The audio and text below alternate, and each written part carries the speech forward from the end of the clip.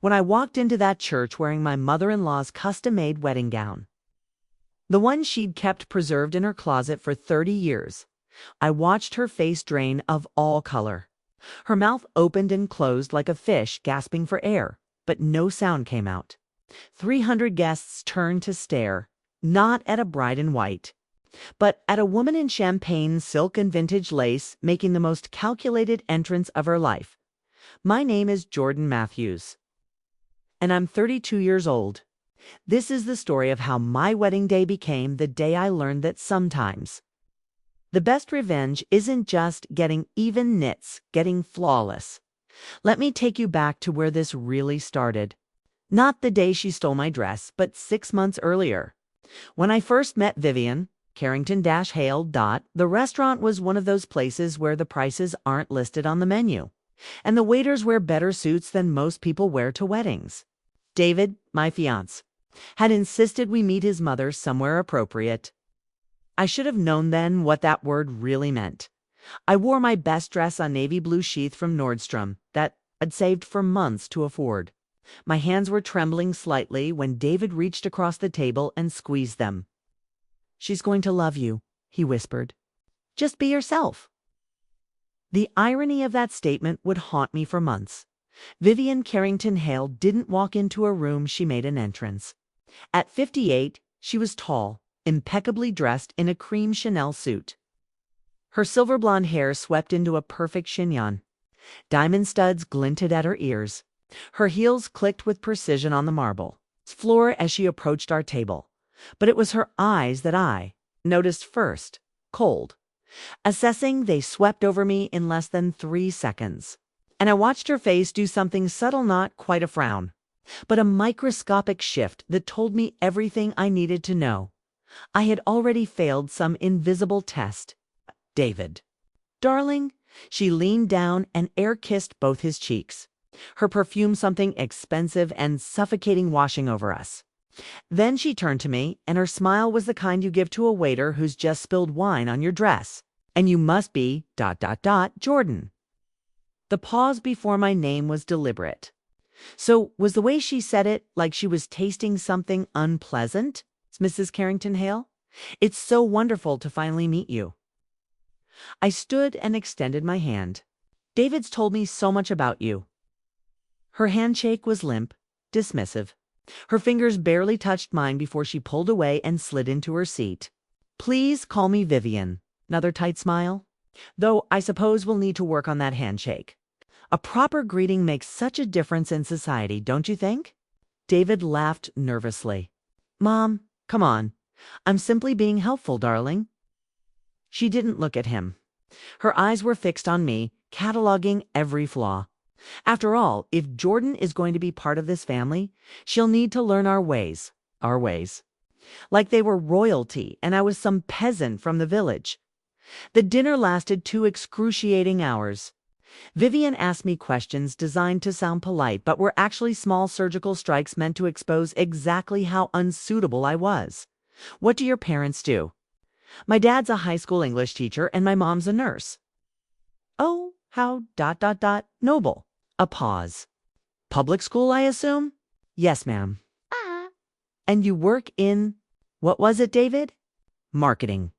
"Digital marketing," I corrected. "I manage social media campaigns for small businesses." "Social media," she said it the way someone might say, waste management. "Yes, I suppose someone has to do that sort of thing." When the check came over $400 for 3 people, Vivian didn't even glance at it. She simply slid her black American Express card onto the tray without breaking eye contact with me.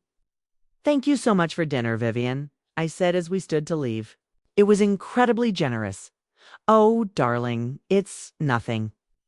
She patted my arm with all the warmth of someone touching a stranger's dog. After all, David is accustomed to a certain ... standard.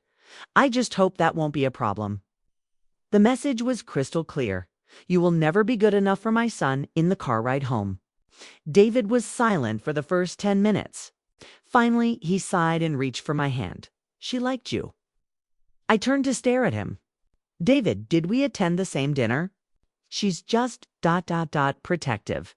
"Give her time. Time. As if time would make Vivian suddenly accept that her son was marrying someone who didn't. Summer in the Hamptons or have a trust fund. What? I didn't know then what I couldn't have known was that Vivian didn't just disapprove of me. She had already decided that our wedding would never happen. At least, not the way I'd planned it. The next few months were a masterclass in passive-aggressive warfare. Vivian never said anything directly cruel. She was far too sophisticated for that. Instead, she deployed what I came to call the death by 1,000 paper cuts strategy at our engagement party held at her country club. Of course, she introduced me to her friends as David's little girlfriend.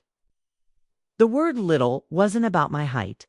When we discussed wedding plans, she'd say things like, well, if you're set on having it at that ... venue. As if the historic botanical garden we'd chosen was somehow a barn ... she questioned every decision I made with the kind of concerned voice that sounded helpful but was actually poisonous. Are you sure about a DJ? A string quartet is so much more elegant buffet style. Oh my. I suppose that's ... efficient? That color scheme is very bold. I had always envisioned something more classic for David's wedding. David's wedding. Not our wedding. Not even the wedding. Always David's wedding, as if I were just a temporary accessory to his life event. But I swallowed it all. I smiled. I nodded. I told myself it would get better after we were married. That once Vivian saw how much David and I loved each other, she'd come around. God, I was naive. The dress shopping happened 3 months before the wedding. I've been dreaming about this moment since I was a little girl trying on wedding gowns with my mom and my best friend Chloe. Sipping champagne and crying happy tears, my mom had flown in from Arizona specifically for this. Chloe had taken the day off work. We'd made appointments at 3 different bridal salons, and I'd already been Pinterest stalking designs for weeks. I knew exactly what I wanted. Something elegant but not fussy. A lined silhouette, delicate lace, maybe a low back. Something that felt like me, modern and romantic at the same time. The first salon was perfect. Not too stuffy, not too casual. The consultant, a kind woman named Melissa, brought out 6 dresses based on my descriptions. I tried on 4 of them, each one beautiful but not quite the one, and then I saw it. It was hanging in the corner, almost hidden behind 2 more traditional gowns. Ivory silk with the most incredible lace overlay I'd ever seen, delicate flowers that seemed to float across the fabric. The back was open, dipping low in a dramatic but tasteful V. The train was modest, just enough to make an entrance without being unwieldy. I didn't even need to try it on to know. But I did anyway. The moment Melissa zipped it up, I felt something click into place. This was it. This was the dress. I stepped out of the fitting room, and my mom immediately started crying. Chloe gasped, her hand flying to her mouth. Chloe breathed.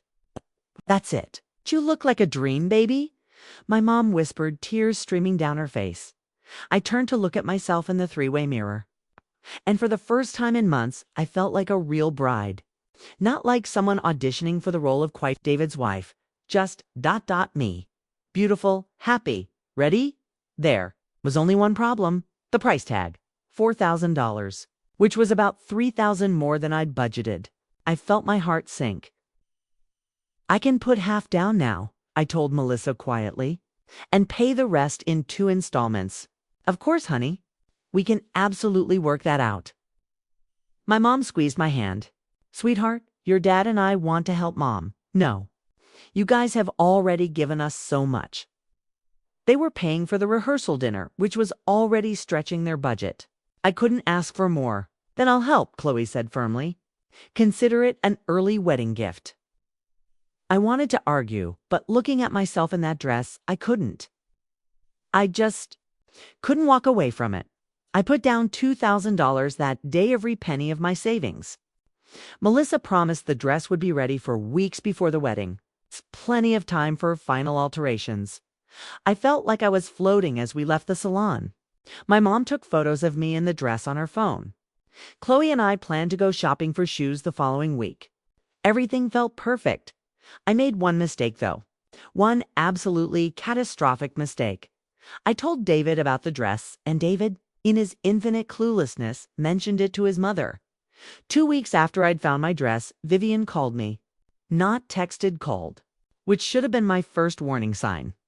Vivian communicated primarily through her assistant or terse text messages. An actual phone call meant she wanted something. "Jordan, darling?"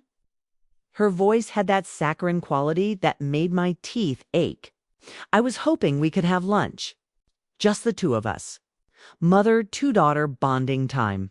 I should have said no. Every instinct in my body was screaming to say no. But David had been so happy when I told him about the call. "See? I told you she'd warm up to you." She just needed time. So I said yes. We met at another absurdly expensive restaurant, this one with cloth napkins. So white they hurt to look at, and waiters who materialized and vanished like ghosts. Vivian was already seated when I arrived, a glass of white wine in front of her. "Jordan, you look lovely." She air-kissed my cheeks, and I caught that same suffocating perfume. "Sit, sit. I've already ordered us the salmon. You don't mind, do you?" I minded. I hated salmon. But I smiled and sat down. "So," Vivian said, leaning forward with what might have been genuine warmth if you didn't know her. "David tells me you found your wedding dress. How exciting!" I did. I'm so happy with it. I'm sure it's beautiful." She took a delicate sip of her wine. I've been thinking.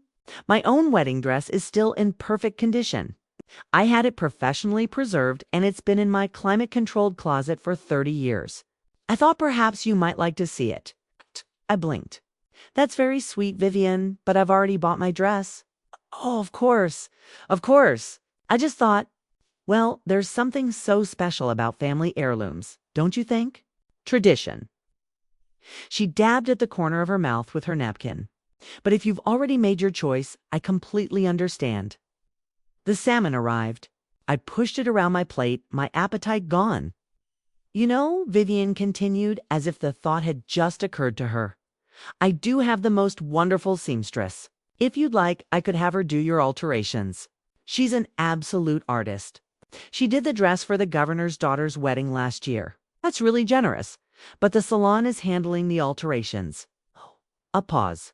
"Well, if you're sure they're qualified.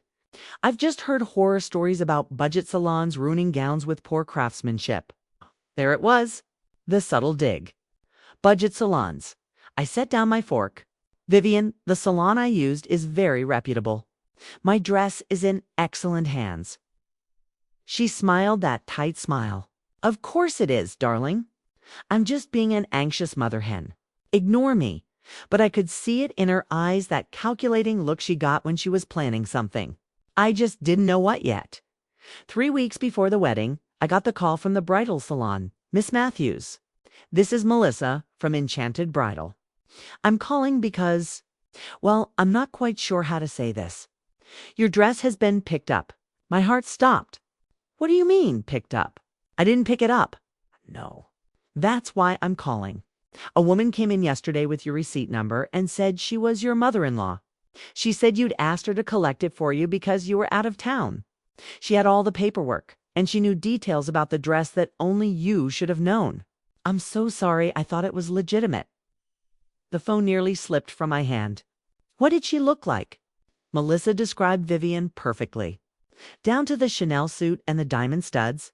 "I need that dress back," I said, my voice shaking. "That's my wedding dress. I'm getting married in 3 weeks." "I know, and I'm so sorry. We're trying to reach her now. Do you have her contact information?" I hung up and immediately called Vivian.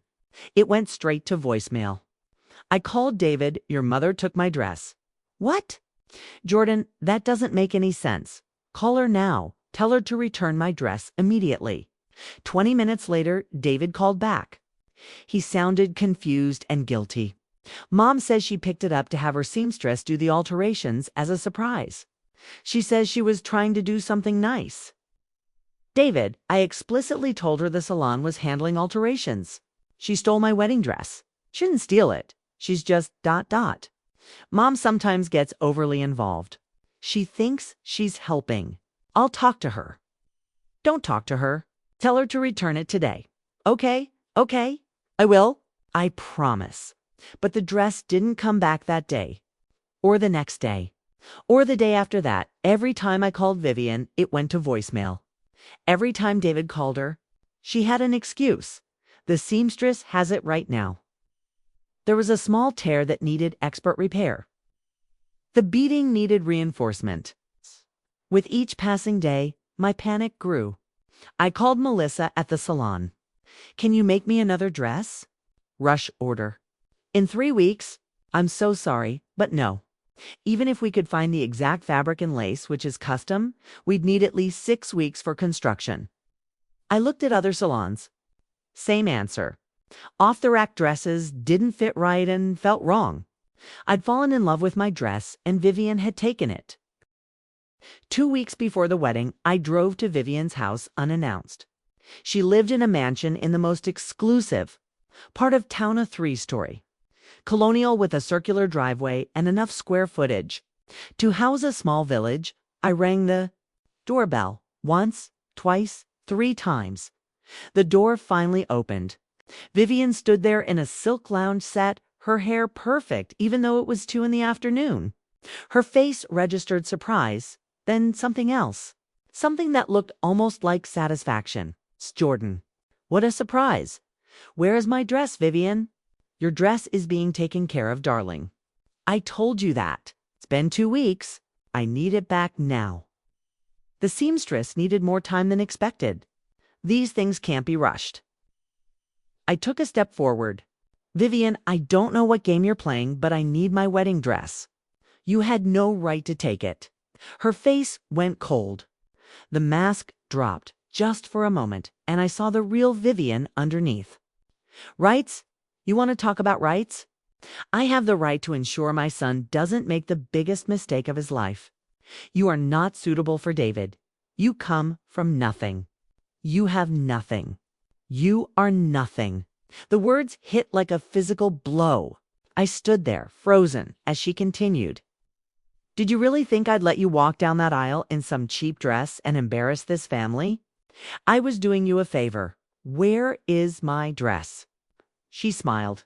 It was the cruelest smile I'd ever seen. You know, I honestly don't remember. The seamstress's shop, perhaps. Or maybe I donated it. These charity organizations are always looking for gently used clothing. My vision blurred. You didn't. Oh, Jordan. She reached out and patted my cheek, and it took everything in me not to recoil. Here's some advice. If you can't afford to lose something, you shouldn't have bought it in the first place. Now, if you'll excuse me, I have a hair appointment. She closed the door in my face. I stood there on her pristine porch, my hands shaking, tears streaming down my face. $4,000. Months of planning. My dream dress. Gone. And she'd done it on purpose. Not to help, not to surprise me, but to hurt me. To show me that I had no power here. That she could take anything from me, including the one day that was supposed to be mine. I drove home in a daze. Called Chloe. Cried for 3 hours straight. When David came over that night, I could barely speak. She said she donated it, David, or maybe she just threw it away. She couldn't even remember because it meant so little to her. David's face was pale. I'll talk to her again. No. Stood up, wiping my eyes. Don't talk to her. Don't make excuses for her. Your mother just destroyed my wedding dress to prove a point, and you want to talk to her? What do you want me to do, Jordan? She's my mother, and I'm supposed to be your wife. In 2 weeks, I'm supposed to marry you. And I don't even have a dress because your mother is a vindictive, cruel don't. His voice was sharp. Don't talk about my mother like that. The silence that followed was suffocating. I'm going to stay at Chloe's tonight, I finally said. He didn't try to stop me that night. Lying on Chloe's couch, I made a decision. I wasn't going to let Vivian Carrington Hale break me. I wasn't going to cancel the wedding or give her the satisfaction of seeing me defeated. I was going to fight back, and I was going to need help the next morning. I woke up with a clarity I hadn't felt in weeks. Chloe was already up, making coffee in her tiny kitchen. She took one look at my face and nodded. "You have a plan." "I have the beginning of a plan," I corrected. "But I need your help." "You know that?" I pulled out my phone and opened Instagram. David had posted photos from family events over the years, and I scrolled back through them methodically. Finally, I found what I was looking for, a photo from 2 years ago. Taken at Vivian's birthday party. In the background, barely visible through an open doorway, was a glimpse of Vivian's walk-in closet, and hanging prominently in a preservation bag was her wedding dress. "She keeps it in her bedroom closet," I said, showing Chloe the photo. "Climate controlled," she said. "Perfectly preserved for 30 years. Chloe's eyes widened. "Jordan, you're not seriously thinking?" "She took my dress. Said it was worthless. Threw it away like garbage. I met her eyes. So I'm going to wear hers." "That's insane. That's justice." Chloe stared at me for a long moment. Then a slow smile spread across her face. "Okay, but we need help. Professional help." That's how I ended up sitting in a coffee shop 2 hours later, across from Marcus Chung, Chloe's cousin, who happened to be a security systems consultant, which was a polite way of saying he knew how to get into places people didn't want you to get into. "Let me get this straight," Marcus said, stirring his cappuccino. "You want to break into your future mother-in-law's house and steal her wedding dress?" "Borrow," I corrected. "I'm going to wear it once and return it, probably." "Jordan, this is felony territory. Breaking and entering. Theft. It's only theft if I keep it. Besides, she stole from me first." Marcus looked at Chloe. "Is she always like this?" "You should see her when she's really angry." He sighed. "Tell me about the house security." I pulled out my phone and showed him photos. David had sent me pictures when his parents first installed their new security system last year, one of those smart home setups with cameras, motion sensors, and app-controlled locks. Marcus studied the images. "This is a high-end system, but it's not impenetrable. The real question is, when?" "The wedding is in 12 days. But Vivian is hosting a charity luncheon at the country club this Saturday. She'll be gone from 11 to 4 minimum. She never misses her charity events, sits where she performs for her society friends and the husband. David's father spends every Saturday at the golf club. Has for 20 years. He won't be home." Marcus leaned back in his chair. "You're serious about this?" "Deadly serious." "Okay." He pulled out a small notebook. "Here's what we need, ... The next few days were a blur of planning. Marcus scoped out the house, identifying the security cameras and their blind spots. Chloe called in a favor from her friend Priya, who worked as a seamstress and could do emergency alterations if needed. I spent hours researching Vivian's schedule, her habits, her routines. David called me repeatedly. I let most of the calls go to voicemail. When I did answer, I kept the conversations brief. "Jordan, please, come home. We need to talk about this." "There's nothing to talk about, David. Your mother destroyed my wedding dress, and you defended her." "I didn't defend her. I just caught in the middle here. Then pick a side." Silence. "I'll talk to you later," I said, and hung up. The truth was, I wasn't sure if there would be a wedding anymore. Part of me wanted to call the whole thing off. But another part, the part that was tired of being dismissed and disrespected, wanted to see this through. Wanted Vivian to understand that I wasn't going to disappear just because she willed it. Saturday arrived with cloudless skies, and my nerves stretched to breaking point. Chloe picked me up at 9 a.m.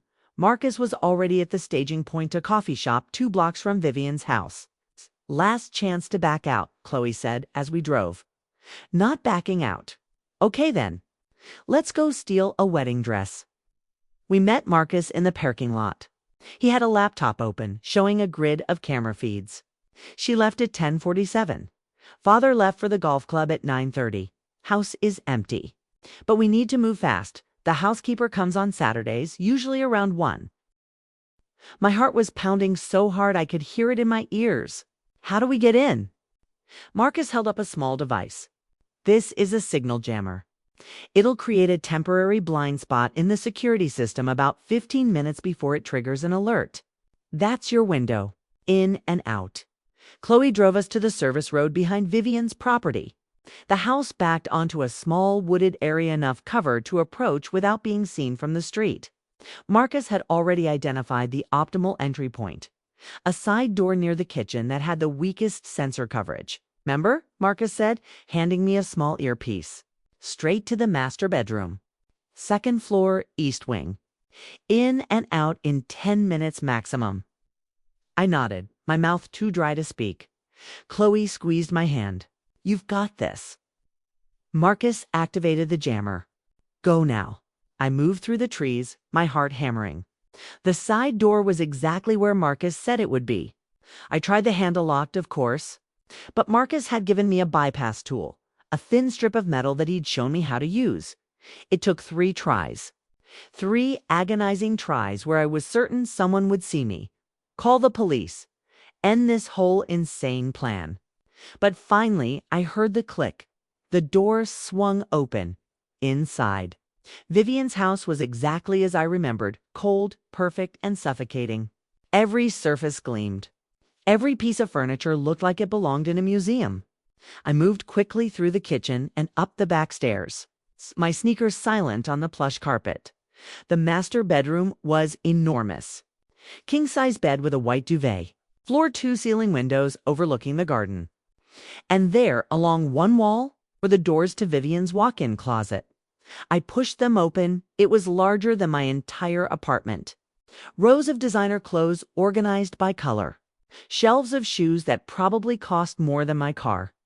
And at the very back, in a special climate-controlled section, hung the preservation bag. I could see the dress through the clear plastic champagne-colored silk. Vintage lace, exactly as she described it.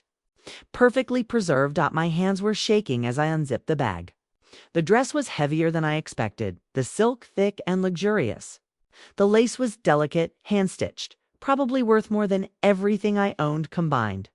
For a moment, I hesitated. This was crossing a line. This was actually stealing from her, being as bad as she was. No, she'd thrown my dress away. She'd looked me in the eye and told me I was nothing. She'd tried to destroy the one day that was supposed to be about me and David, about our love and our future. She'd declared war. I was just returning fire. I pulled the dress from the bag and folded it carefully over my arm. The weight of it felt like justice. "Jordan." Marcus's voice crackled in my earpiece. "Time check. 8 minutes. You need to move." I turned to leave froze. Sitting on Vivian's vanity was a small leather-bound book. A diary journal. Curiosity pulled at me. But I didn't have time, Jordan.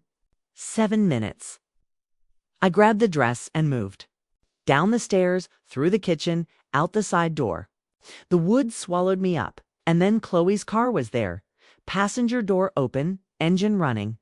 I dove into the back seat. Go, go, go. Chloe didn't need to be told twice.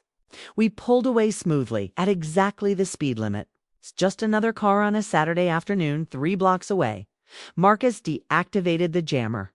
Security system just came back online. No alerts, no notifications. As far as anyone knows, nothing happened. I looked down at the dress in my lap, champagne silk and vintage lace that had cost probably 10 times what my dress had cost. Vivian's most prized possession.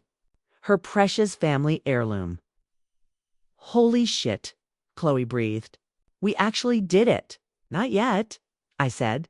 "The hard part comes next." Priya met us at Chloe's apartment an hour later.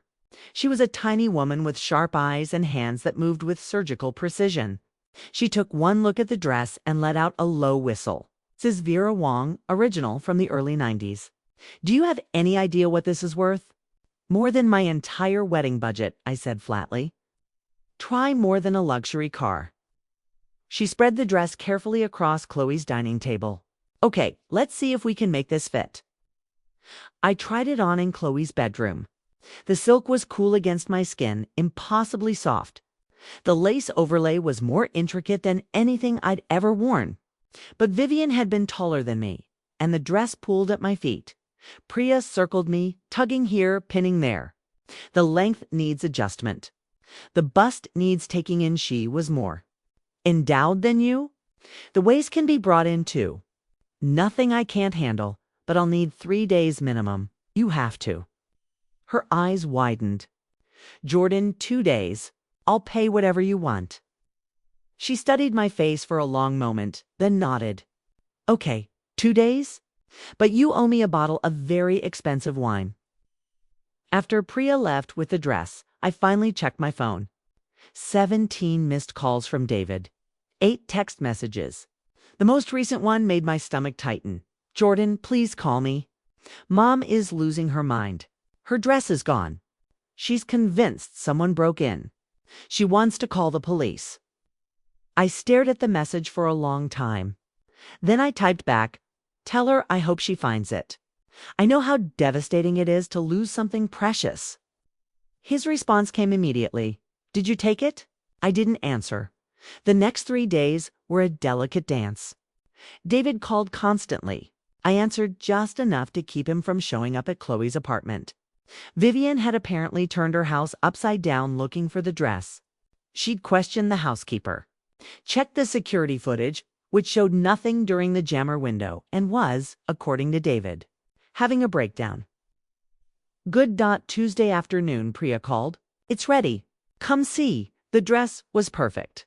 She'd taken it in at all the right places, hemmed it to just brush the floor, and even reinforced some of the older lace that had started to weaken. It fit me like it had been made for me. You look stunning, Priya said quietly, like old Hollywood. I stared at myself in the mirror. The champagne silk made my skin glow. The vintage lace was romantic and dramatic at the same time. It was nothing like the dress I'd originally chosen, but it was perfect for what I needed it to be. A weapon. Thank you, Priya. Seriously, you're a genius. She hugged me. Go get her. Wednesday evening, David finally cornered me. He showed up at Chloe's apartment, and she let him in before I could stop her. We need to talk, he said. He looked exhausted, dark circles under his eyes, his hair uncombed, his usual put-together appearance crumbling. There's nothing to say, David. There's everything to say. The wedding is in 3 days. My mother is having a nervous breakdown, and you won't talk to me. Your mother destroyed my wedding dress. And someone broke into her house and stole hers. Jordan, she's devastated. That dress meant everything to her. Turned to face him fully. And my dress meant everything to me. But she threw it away like garbage. So forgive me if I don't feel sympathetic. You took it, didn't you? You took her dress. I met his eyes and said nothing. Jesus Christ. He ran his hands through his hair. Jordan, this is insane. You broke into my parents' house. She stole from me first. So this is revenge. You're going to ruin our wedding over revenge. I'm not ruining anything. I'll be at that church on Saturday. Question is, will you? He stared at me. What's that supposed to mean?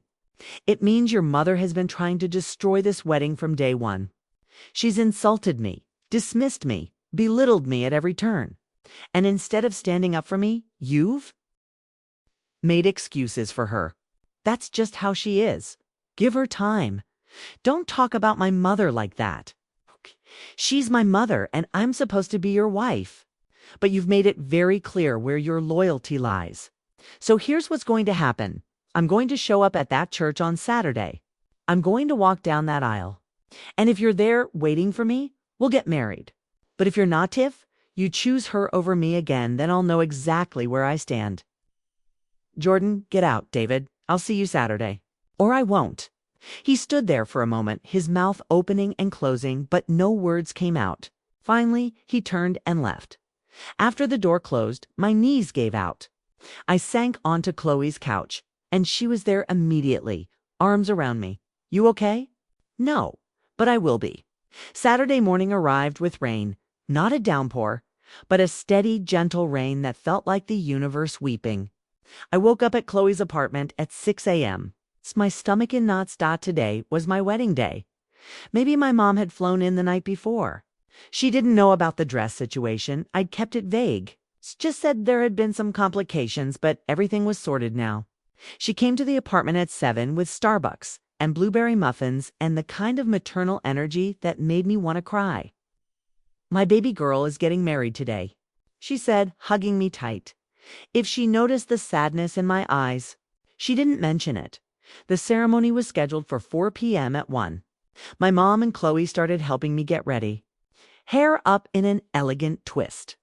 Makeup subtle but flawless. Chloe had hired a professional, a wedding gift. My mom's pearl earrings borrowed. Chloe's blue garter, something blue dot, and then the dress. Priya had delivered it that morning, wrapped in tissue paper and a garment bag. My mom gasped when she saw it. "Jordan, this is incredible.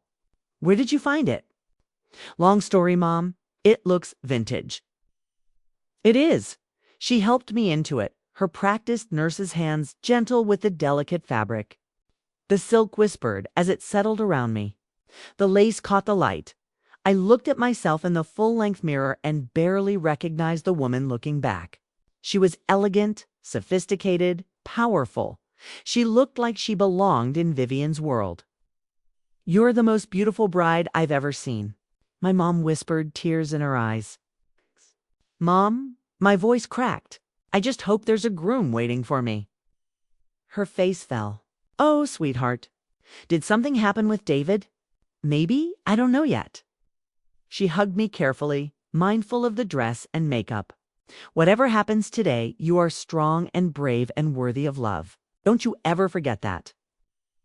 The rain had stopped by the time we arrived at the church.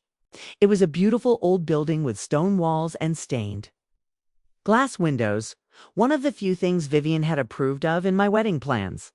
Probably because it was appropriate for her social circle. The parking lot was full. 300 guests, all waiting inside. I sat in the bridal suite with Chloe and my mom. Watching the clock tick toward for P.M. at 3:45, there was a knock on the door. My dad poked his head in. "Princess, you ready?" "Is he there?" I asked. "Is David at the altar?" My dad's face told me everything. "He's there. And sweetheart, there's something you should know. His mother is here too. In the front row." My blood ran cold. "She's here." "She doesn't know," Chloe said quickly. "She doesn't know you have the dress. She thinks you're going to show up in, I don't know, whatever backup dress she assumed you'd scrambled to find. Or she thinks I won't show up at all," I realized. "She thinks she's won." I stood up, smoothing the champagne silk. "Then let's not keep them waiting." My dad offered me his arm. His eyes were shining with pride and something else of fierce protectiveness that made me feel safe. "You look just like your grandmother in that dress," he said quietly as we walked toward the sanctuary doors. She would have loved to see this. The music started. Pachelbel's canon in D, the strings swelling through the old church. The doors opened, and I saw them. 300 faces turned toward me. David stood at the altar in his tuxedo, his face pale. The officiant smiled warmly. And there in the front row, wearing a navy suit and a smug expression, was Vivian Carrington-Hale. Her face was calm, satisfied, like she'd already won just by making me suffer. But then she saw the dress. I watched her face change in slow motion. Confusion flickered first. This wasn't the simple backup dress she'd expected. Then recognition. Her eyes widened. Her mouth opened in a silent gasp. Her hand flew to her throat. She knew. She knew exactly what I was wearing. The color drained from her face. She half stood, then sank back into the pew, her hand gripping the armrest so hard her knuckles went white. Her carefully composed expression shattered, replaced by pure unadulterated shock and rage. I smiled. Then I began my walk down the aisle. Every step down that aisle felt like a victory. My dad's arm was steady under mine, but I could feel him glancing at me, confused by the tension radiating from the front row. He didn't understand why Vivian looked like she'd seen a ghost.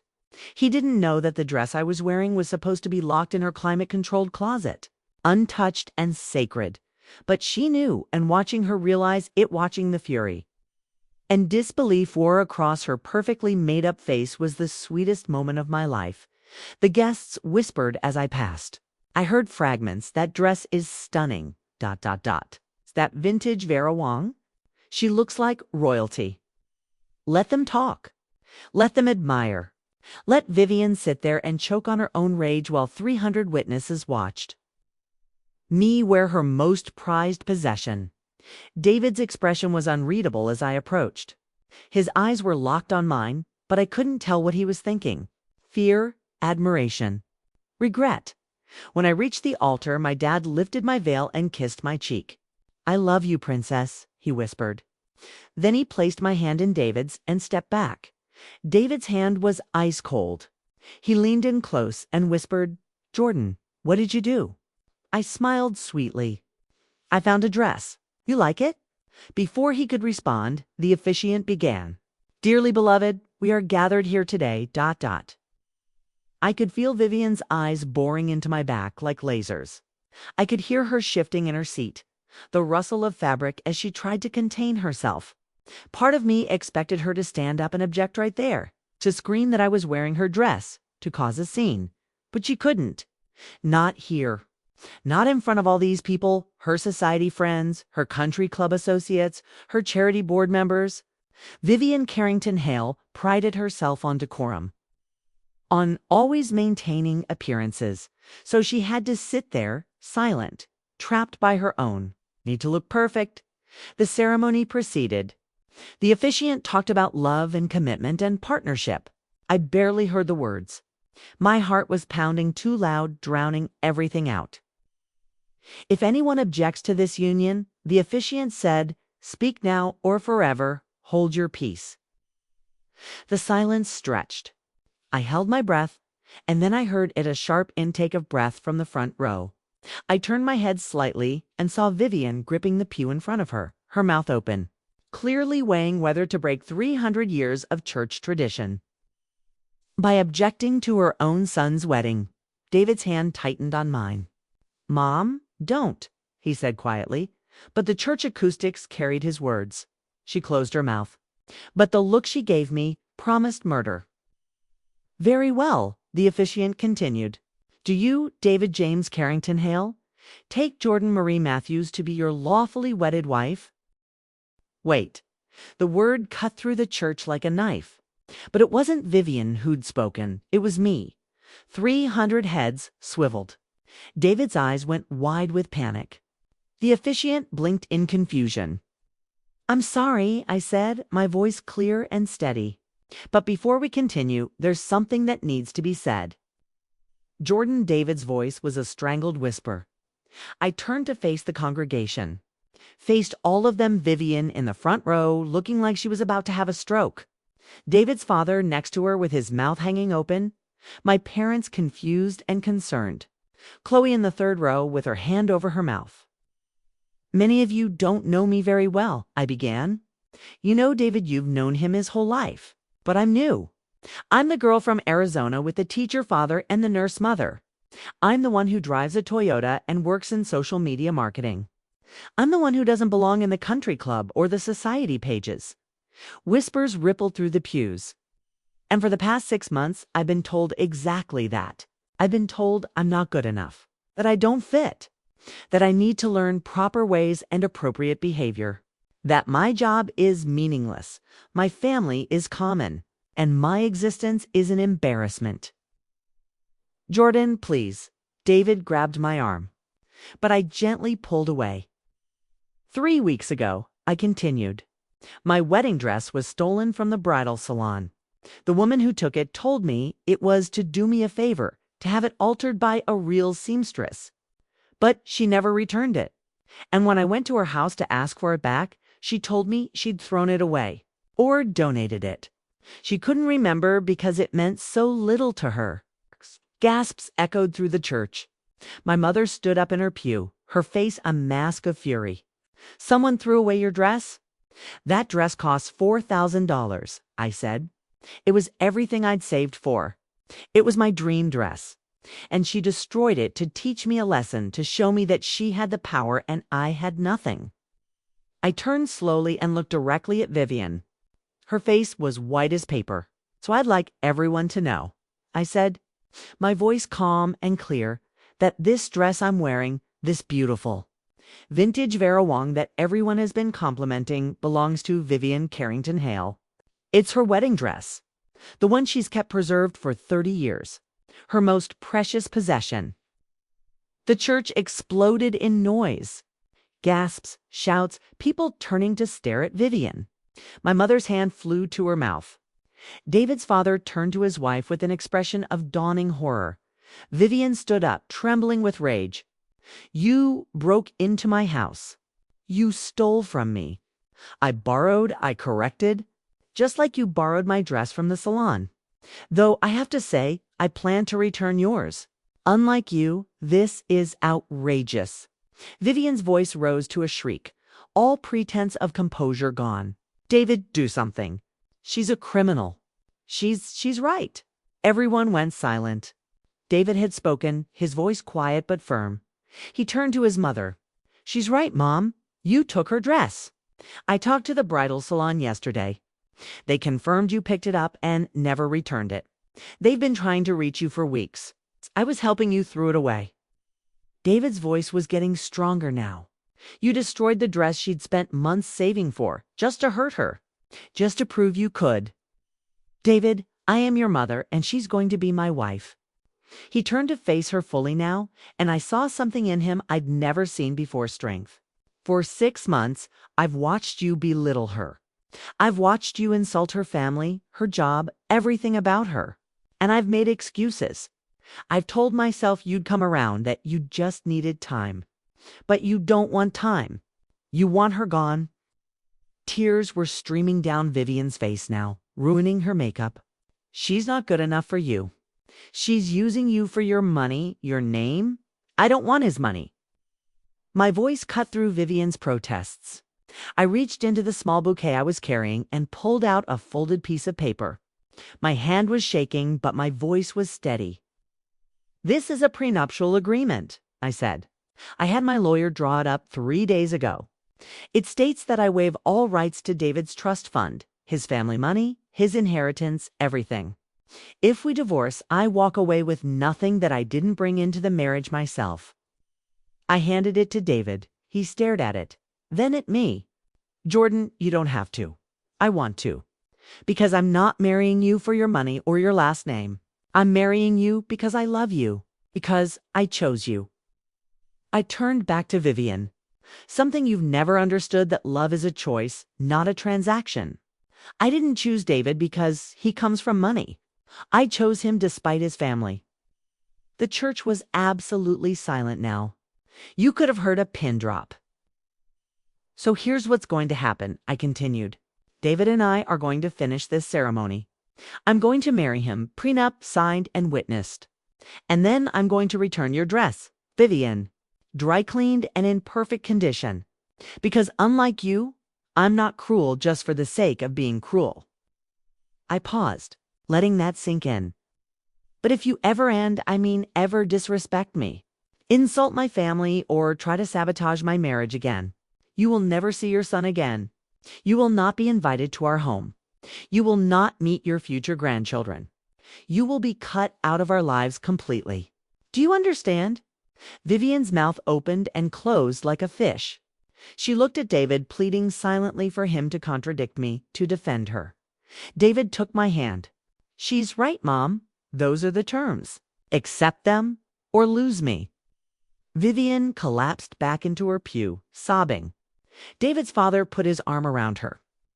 But he was looking at his son with something like respect in his eyes. The officiant cleared his throat. "Well, that was ...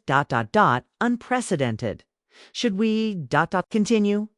I looked at David. "Should we?" He really smiled for the first time in weeks. "Absolutely." We turned back to the altar. The officiant, slightly shell-shocked, resumed the ceremony. This time no one objected. The vows were exchanged. The rings were placed. And when the officiant said, "You may kiss the bride," David pulled me close and kissed me like he was claiming me in front of the entire world. The guests erupted in applause, though I noticed several of Vivian's society friends. sitting in stony silence. Let them judge. I didn't care anymore. We walked back down the aisle together, past Vivian's tear-stained face, past the shocked whispers, past all of it. Out into the rain-cleaned evening where the sun was breaking through the clouds. The reception was held at a historic mansion with gardens and string lights. The awkwardness from the ceremony dissipated as champagne flowed and the band started playing. My parents pulled me aside immediately. "Sweetheart," my mother said, gripping my hands, "why didn't you tell us what was happening?" "I didn't want you to worry, and I needed to handle it myself." My father hugged me tight. "That woman threw away your dress." "I should have. It's handled, Dad. Trust me. It's handled." Vivian and David's father arrived late to the reception. She'd clearly spent time in the bathroom repairing her makeup, but her eyes were still red and puffy. She kept to the far side of the room, avoiding me entirely. Fine by me. The toasts began. Chloe stood up first, grinning like the devil. "I've known Jordan since college," she said into the microphone. "And I can tell you that she is loyal, fierce, intelligent, and not someone you want to underestimate. Some people learned that lesson today." She raised her glass. "To Jordan and David, may your marriage be built on honesty, respect, and really good security systems." The guests laughed. Though Vivian's table remained stone-faced, my father gave a beautiful toast about love and partnership. David's father gave a stilted, awkward toast that was clearly designed to smooth over the disaster at the church. And then David stood up. "I'm not great at public speaking," he began, "but there's something I need to say." He turned to look at me. "Jordan, 6 months ago, I brought you to meet my mother, and I sat there while she made you feel small. I made excuses. I told myself it would get better. I chose the easy path instead of the right one. And I'm sorry. I'm so sorry." His voice cracked. The room was silent. "You deserved better than that. You deserved a partner who stood up for you from day one. And I failed you. But we promise everyone here that I will never fail you again. You are my wife now, my family, and I will protect you the way you've had to protect yourself." He raised his glass. "To my wife, the strongest, bravest, most beautiful woman I've ever known. Thank you for not giving up on me." I stood up and kissed him, and the room erupted in applause. We moved into our own house 3 months after the wedding. Small craftsman bungalow on the other side of town, far from Vivian's mansion. We paid for it ourselves. No family money involved. Vivian called once a week. Awkward conversations where she tried to rebuild the relationship she'd destroyed. David kept the calls short. I didn't participate then. One Saturday morning, she showed up at our door. No phone call, no warning. Just standing on our porch, holding a garment bag. David opened the door. "Mom, what are you doing here?" "I came to return something." She held out the garment bag. Her eyes were red like she'd been crying. "I've found it. Your wedding dress, Jordan. In a storage unit I'd forgotten I owned. I didn't donate it. I didn't throw it away.